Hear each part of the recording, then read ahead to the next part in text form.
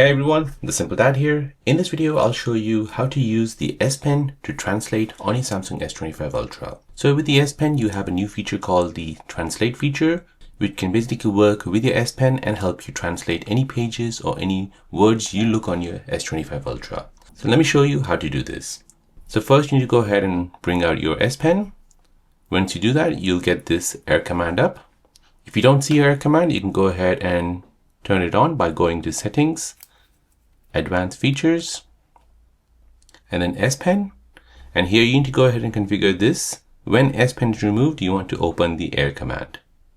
Now once that's configured, you'll get this air command open up. Now from here, you want to go ahead and find this translate button here.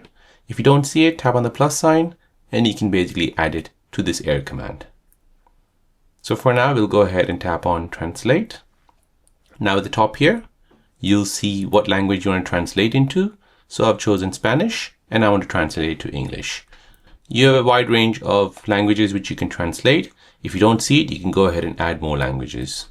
So now I'll go ahead and open up Google Chrome and I've come to this Spanish website here and I want to translate what this is actually saying. So to translate using your S Pen, go ahead and just hover over the text. This will now think about it and will give you an English translation of what this sentence is saying. Again, we'll do it on another one.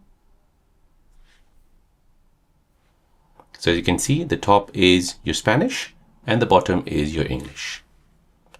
So there you go, guys. That is how to translate text on your Samsung S25 Ultra with your S Pen.